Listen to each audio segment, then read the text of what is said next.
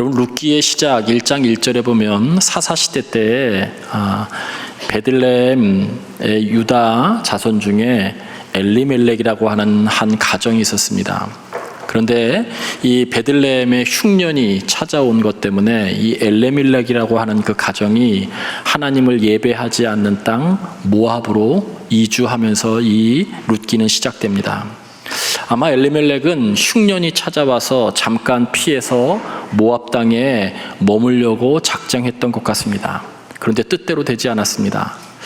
그곳에 함께 갔었던 말론과 기련이라고 하는 두 아들이 그 땅의 모압 여자들과 결혼하면서 그곳에 눌러 살게 됩니다. 엘리멜렉의 가정의 위기는 바로 이 잘못된 선택에서부터 시작됩니다. 모압에 이주한 지 얼마 되지 않아서 엘리멜렉은 죽고 맙니다. 그리고 얼마 또 지나지 않아서 두 아들 말론과 기련마저 죽습니다. 아버지도 죽고 두 아들도 죽습니다. 1장 4절 말씀에 보면 이렇게 되어진 일이 모압으로 이주한 지 10년 안에 일어난 일입니다. 결국 이 엘리멜렉의 아내 나오미 그리고 두 자부인 모압 여인 오르바와 여러분 룻만 남편 없는 아주 비참한 삶을 살게 됩니다. 지금은 여성들이 스스로 경제력이 또 뛰어나고 또 남성들보다 훨씬 사회생활을 잘 하시기 때문에 이런 일이 없지만 이 당시에는 여성이라고 하는 존재는 태어나면 아버지가 보호해주고 그리고 결혼하면 남편이 보호하고 그리고 그 이후에는 아들이 보호를 해줘야 됩니다. 이 보호의 개념은 경제적인 것부터 시작해서 모든 것을 의미합니다. 남편이 먼저 죽게 되면 결국 가장 힘든 삶을 살 수밖에 없는 사회적인 시스템을 가지고 있는 것이 이때였습니다. 그런데 남편도 잃고 아들도 잃고 그리고 이 오르바와 룻이라고 하는 모압 여인들은 자신의 남편을 다 잃어버렸습니다. 10년 안에 일어난 것이죠. 무엇 때문에 남편이 엘리멜렉이 그리고 두 아들이 죽게 됐는지 성경은 기록하고 있지 않습니다. 어떤 질병이었는지 어떤 사건 때문이었는지 말하고 있지 않습니다. 그러나 분명한 것은 나오미의 고백 속에 보면 이 엘리멜렉이 흉년을 피해서 모압으로 가는 것, 하나님을 예배하는 땅에서 하나님을 예배하지 않는 땅으로 이주한 것에 대해서 하나님은 기뻐하지 않으셨다라고 하는 것을 분명하게 밝히고 있습니다. 여러분 1장 13절과 20절 21절 말씀에 보면 나오미가 고백합니다. 여호와의 손이 나를 치셨으므로 이렇게 고백해요. 그리고 전능하신 하나님께서 여호와께서 나를 징벌하셨고 괴롭게 하셨다라고 나오미가 두 번에 걸쳐서 고백해요. 이 고백을 보면 하나님께서 이주한 일들에 대해서 결코 기뻐하지 않으셨고 결국 그 이주한 그 잘못된 선택 때문에 하나님께서 질책하시고 징벌하셨다라고 하는 것을 명확하게 밝히고 있는 것이죠. 오늘 이 본문 말씀 속에서 두세 가지 우리들이 영적인 교훈을 삼을 수 있는데 특별히 여러분 오늘날 우리가 물질 만능주의 시대에서 신앙생활하고 있습니다. 우리가 물질 만능 시대에 살고 있는 그리스도인들에게 죄송하지만 특별히 젊은 세대들에게 오늘 말씀 여러분의 가정, 여러분 개인에게 주시는 교훈을 다시 한번 깊이 묵상하기를 바랍니다. 모든 인생에 흉년의 때가 있습니다. 풍년의 때도 있지만 흉년의 때도 있습니다. 이럴 때 특별히 흉년의 때가 오면 신앙과 생업을 가지고서 갈등하고 고민하죠. 이 신앙과 생업이라고 하는 갈림길에서 결국 하나님을 버리고 세상 길을 선택했었던 엘리멜렉 가정은 여러분 모든 것을 다 잃어버리게 되었다는 거예요. 이것이 이 본문 안에서 주시는 첫 번째 무서운 교훈입니다. 사실은 21절을 잘 읽어보면 이 엘리멜렉 가족이 모압으로 이주할 때 흉년이 찾아온다는 소식을 듣고 흉년이 임한다는 소식을 듣고 그들이 모압으로 이주를 결정할 때는 흉년 때문에 경제적인 어려움을 당하거나 그들 자체가 대단히 경제적으로 어렵거나 하는 상황이 아니었어요. 그들은 풍족한 삶을 살았어요. 자, 21절 말씀이 이렇게 나옵니다. 내가 풍족하게 나갔더니 여호와께서 내게 비어 돌아오게 하셨느니라. 이주할 때 흉년이 오기는 했지만 그 가정은 풍족한 삶이었어요.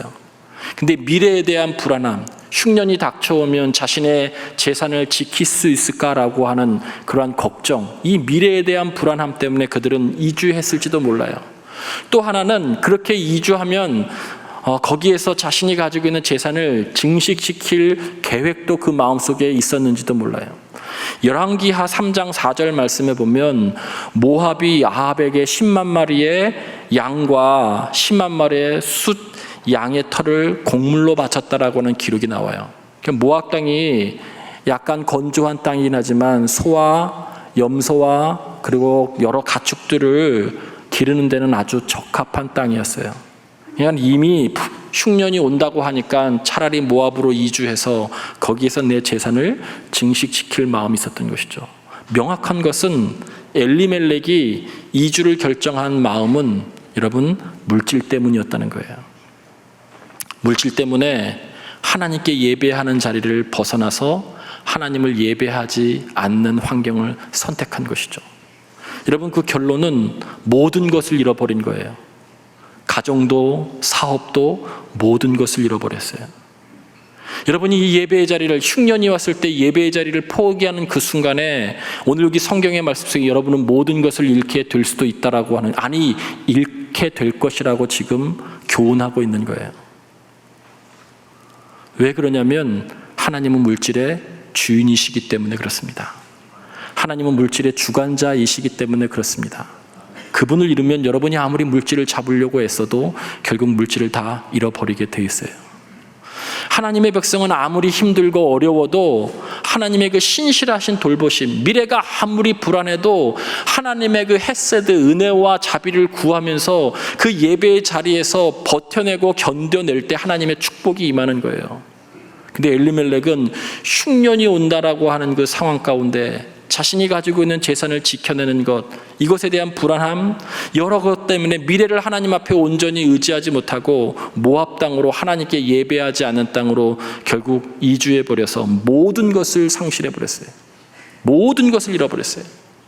우리로 따지면 사업도, 가정도, 남편도, 아들도. 은혜를 붙들지 못하는 사람은 삶의 흉년이 들 때 하나님을 떠나고 유혹에 쉽게 넘어갑니다.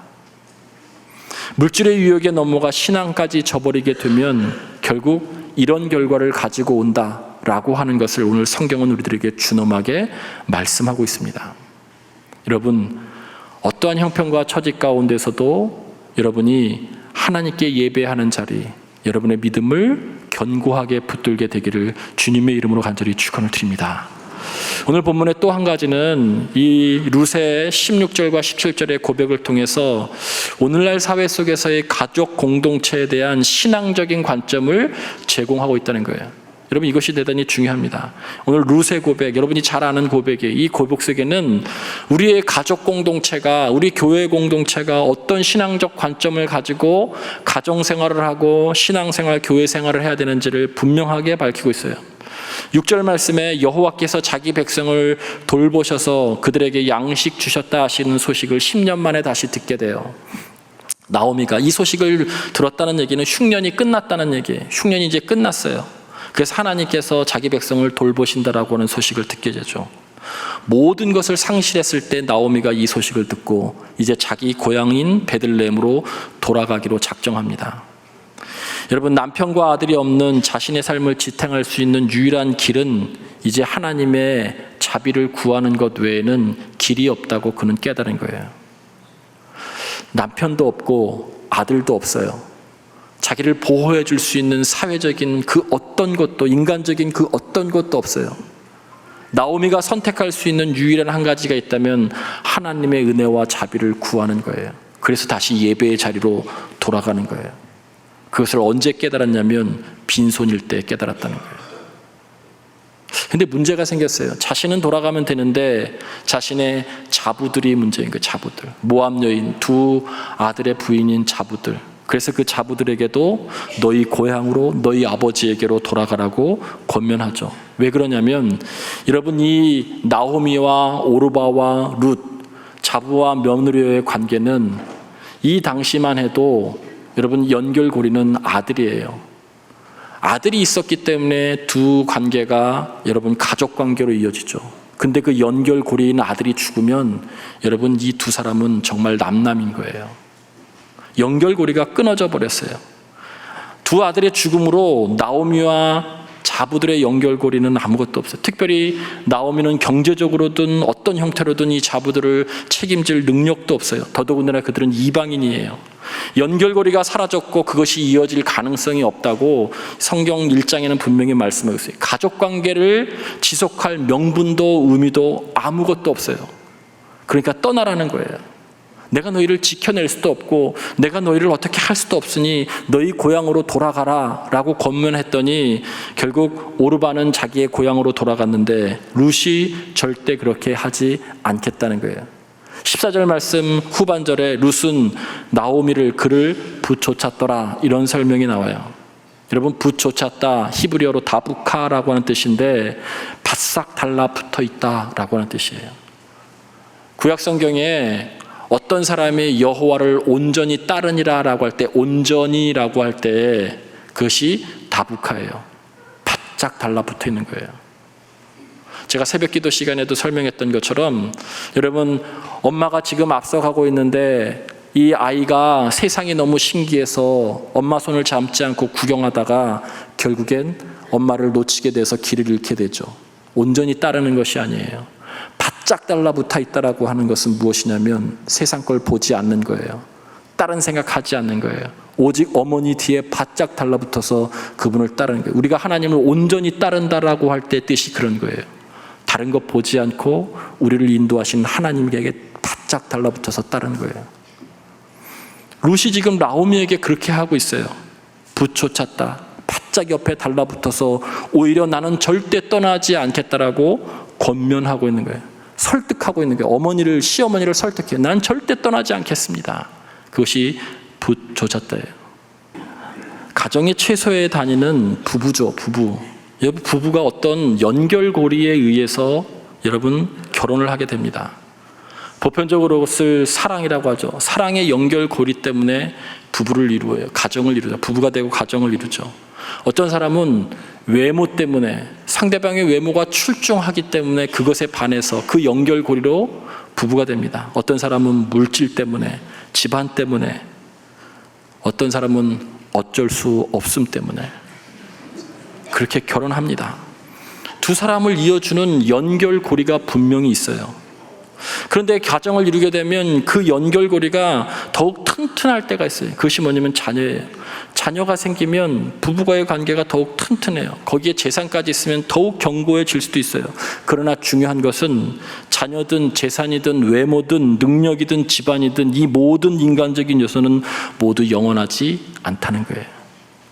이 연결고리가 느슨해지고 제 역할을 감당하지 못하고 이 연결고리가 썩어지게 되기 시작할 그때부터 상대방에 대해서, 가족에 대해서 원망과 불평과 그리고 불만이 나오기 시작하죠. 그래서 쉽게 갈라지는 거예요. 여러분, 그 연결고리는 영원하지 않아요.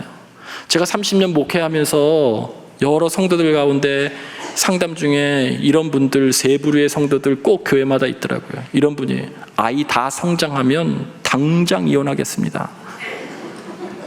지금 기다리는 거예요. 대체적으로 여성분들이 훨씬 많더라고요. 아이만 하여튼 다 크면 당장 내가 이혼합니다. 그들이 자기 길을 갈 수 있어요. 그 아이가 부부관계를 더 튼튼하게 연결시켜 줄 것이라고 생각했으나 그렇지 않은 거예요. 이런 분들도 있었어요. 먹고 사는 문제만 보장되면 아주 그냥 눈 딱 감고 헤어질 겁니다. 이런 분들도 있어요. 내가 절대 자녀들에게 죽을 때까지 내가 재산 물려주지 않습니다. 이거 물려주는 날에는 찾아오지도 않을 겁니다. 여러분, 다 그게 연결고리예요. 자녀, 물질. 그것이 부모와 자녀와의 관계, 부부와의 관계를 결속시키기도 하지만 그것이 점점 느슨해지고 제 역할을 감당하지 못하면, 썩어지기 시작하면 모든 관계는 다 끊어져 버리는 거예요. 사실 우리의 가정은요, 결혼을 했지만 허술한 인간의 약속, 허술한 인간의 감정, 그 관계들 위에 세워져 있어요. 어떤 그런 무너져 내릴, 썩어질 연결고리에 다 묶여져 있죠. 쉽게 무너지는 거예요. 우리가 우리의 가정을 사실은 여러분 가장 중요하게 연결고리로 삼아야 되는 것은 가정의 주인이신 하나님이 특별히 그 하나님의 헤세드, 하나님의 은혜와 자비로 가정이 세워질 때만 우리의 가정이 든든해질 수 있는 거예요. 나오미와 룻은 모든 인간의 연결고리가 두 사이에 끊어졌어요. 생길 가능성도 없어요. 그럼에도 불구하고 룻은 나오미를 끝까지 쫓겠다고 오히려 시어머니를 설득하고 있어요. 무엇 때문에 그렇습니까? 룻이 하나님을 알았기 때문에 그래요. 오늘 16절 말씀을 보세요. 어머니가 가시는 곳에 나도 가고 어머니께서 머무시는 곳에 나도 머물겠나이다. 어머니의 백성이 나의 백성이 되고 어머니의 하나님이 나의 하나님이 되시리니 어머니께서 죽으시는 곳에 나도 죽어 거기 묻힐 것이라. 만일 내가 죽는 일 외에 어머니를 떠나면 여호와께서 내게 벌을 내리시고 더 내리시기를 원하노라. 반복되는 것이 뭐예요? 어머니와 나, 어머니와 나, 어머니와 나. 하나의 운명 공동체가 되겠다는 거예요. 자부의 고백이에요. 어머니가 가는 곳에 나도 갑니다. 어머니가 묻히는 곳에 나도 묻힙니다. 어머니의 백성이 나의 백성입니다. 어머니의 하나님이 나의 하나님입니다. 세상에 인간적인 연결고리가 끊어진 두 사람을 새롭게 가족으로 연결해 주는 것이 무엇이냐면 하나님의 하나님, 어머니의 하나님이 나의 하나님입니다. 이 하나님은 썩지도 않고 사라지지도 않는 영원하신 하나님이에요. 그 하나님과 연결고리를 맺을 때 가장 든든한 가족이 되는 거예요. 왜 그러냐면 그 하나님은 은혜와 자비의 하나님이시기 때문에 그래요.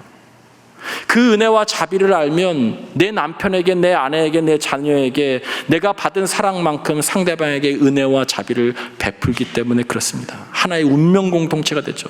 세상에 어떠한 것보다도 가장 강력한 든든한 튼튼한 영원한 바로 하나님이 그 둘 사이를 묶어줄 때 언약 안에서 새로운 가족 공동체가 되는 거예요. 나는 그렇게 살겠습니다라고 지금 룻은 고백하고 있어요.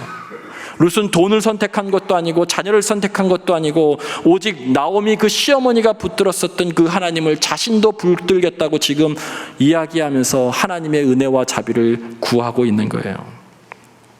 여러분 가족은 무엇으로 연결고리를 맺고 있습니까? 혈연이에요? 물질인가요? 자주 떠나시는 여행과 추억으로 여러분의 가족 성원의 든든한 가족 관계를 유지하고 계신가요? 정 때문에? 자녀 때문인가요? 아니면 하나님이신가요? 무엇으로 여러분은 연결고리를 맺고 가족을 이루고 살고 있습니까? 여러분 가정이 그래서 돈으로 묶이고 혈연으로 묶이고 자녀로 묶이고 뭐 부정할 수는 없지만 그것보다 더 든든한 것은 하나님이 여러분의 가정의 연결고리가 되어야 된다는 거예요. 근데 여러분의 자녀가 모압 땅에 가 있지 않습니까? 하나님을 예배하지 않는 땅. 우리의 가족이, 내 남편이 지금 모압 땅에 가 있지 않습니까? 아니 어쩌면 나는 여기 와 있지만 내 정신적 가치는 이미 모압 땅에 가 있지 않습니까? 특별히 오늘날 젊은 세대들 물질 만능주의, 물론 뭐 젊은 세대들뿐만 아니라 모두가 그럴 거예요. 물질 때문에 더 이상 결혼하려고 하지도 않고, 물질 때문에 아이를 낳으려고 하지도 않고, 그 모든 것이 물질적인 관념 가지고 있기 때문에 가족이 무엇인지, 하나님의 사명이 무엇인지 보지 못하는 데 문제가 있는 거예요. 하나님의 그 연결고리가 끊어져 버린 거예요. 이게 우리 가정에 회복되어지기를 주님의 이름으로 간절히 축원을 드립니다. 여러분, 부군이 자녀가 교회 안 나온 지 오래되셨어도 포기하지 않고 그 연결고리가 다시 여러분 생길 수 있도록 기도하시는 우리 귀한 분들 되기를 주님의 이름으로 간절히 축원을 드립니다. 마지막에 이 룻의 고백 속에 우리는 교회 공동체가 무엇인가를 또 발견하게 됩니다. 여러분, 오늘날 교회에게 주시는 메시지예요. 저와 여러분은 혈연으로 묶이지 않았어요. 피 한 방울 섞이지 않았습니다. 여러분과 여러분 사이도 여러분 피 한 방울 섞이지 않았어요. 그런데 우리는 다 그렇게 부르죠. 다 하나님 안에서 한 권속, 가족이라고 이야기합니다. 동의하시나요? 그래서 형제요 자매라고 이야기하잖아요. 마태복음 12장 46절부터 50절 말씀에도 이런 말씀이 나와요. 예수님께서 어머니와 동생이 찾아왔다라고 하는 제자의 말을 듣고 예수님께서 이렇게 말씀하시죠. 도대체 누가 나의 어머니며 동생이며 나의 자매인가, 나의 남매인가? 오직 누구든지 하늘에 계신 내 아버지의 뜻대로 하는 자는 모두 다 내 형제요 자매요 어머니라는 거예요. 예수님은 이미 가족 이기주의, 죄송합니다, 제가 좀 과하게 설명할게요. 내 새끼주의를 다 넘어섰어요. 그리고 모두가 하나님 뜻 안에서 행하는 모든 사람들은 나의 아버지도 되고 나의 형제도 되고 나의 어머니도 된다는 거예요. 여러분, 여러분의 아들이 하나님의 권위를 부여받고 설교하고 있는 거예요. 저와 여러분이 한 가족이라고 한다면. 그렇지 않은가요? 여러분, 우리들이 장로님으로 세움을 받아서 교회를 섬길 때에도 서로 장로님이 서로 형제예요. 여러분, 여선교회에서 남선교회에서 어떤 부서에서 위원회에서 함께 속회에서 만나는 분들은 그리스도 안에서 다 형제고 자매고 내 어머니고 내 아들이에요.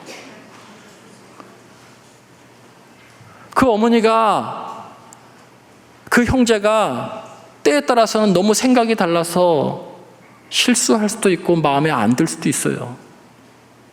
그러나 그 속회가, 그 부서가, 그 모임이, 그 회의가 하나님의 헤세드, 은혜와 자비가 있다면 모든 것이 다 해결돼요. 문제는 그 교회 공동체 내 은혜와 자비가 없기 때문에 그런 것이죠.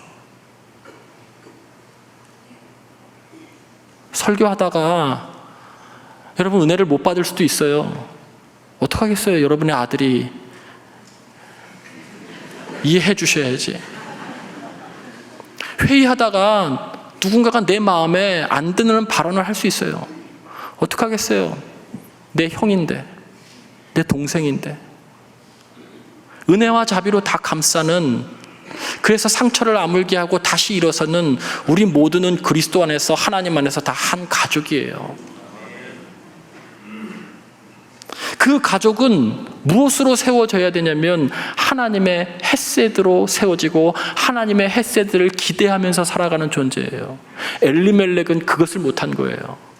흉년이 올 때 하나님의 은혜와 자비가 나를 끝까지 지켜주시고 보호해 주실 것이다라고 하는 믿음, 하나님에 대한 신뢰를 가져야 되는데 그것을 저버리고 하나님을 예배하지 않는 모압 땅으로 결국 이주하면서 그 가정이 엄청난 어려움을 당한 거예요. 하나님의 헤세드를 구하지 않은 것이죠. 그럼 다 무너지는 거예요.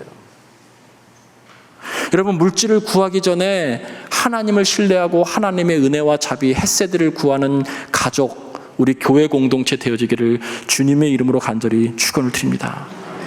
저는 그래서 교회 안에는 은혜가 있어야 된다고 이야기하는 거예요. 사람이 상처도 주지만 사람이 그 상처를 감싸고 아물게도 해요. 하나님이 우리를 사회적 존재로, 관계적 존재로 만들었다는 것은 그 관계를 통해서 성장하고 성숙시키기 위해서 만든 거예요. 그것을 하지 않으면 신앙이 성장할 수가 없어요. 사랑하는 성도 여러분, 우리 모두는 하나님의 가족입니다. 생각이 다르고 기질이 다르고 세대가 다르고 우리들의 정치적인 성향이 다르다 할지라도 여러분, 이것은 세상이 만들어낸 연결고리예요. 같은 피부색, 같은 정치적인 성향, 같은 생각. 여러분, 그것은 세상이 만들어낸 것이에요. 그것이 다르면 절대 연결고리를 맺을 수 없어요. 그러나 영원하신 아버지 하나님이 그 모든 것을 다 초월해서 우리를 그리스도 예수 안에서 한 가족을 이루게 해 주신 줄 믿습니다. 그게 교회예요. 우리는 한 가족입니다. 가족을 어떻게 해야 할까요? 못마땅하다고 내쳐야 할까요? 가족을 어떻게 해야 될까요? 내 마음에 안 든다고 어떻게 해야 될까요? 가족은 그 안에 은혜와 자비가 있어야 되는 거예요.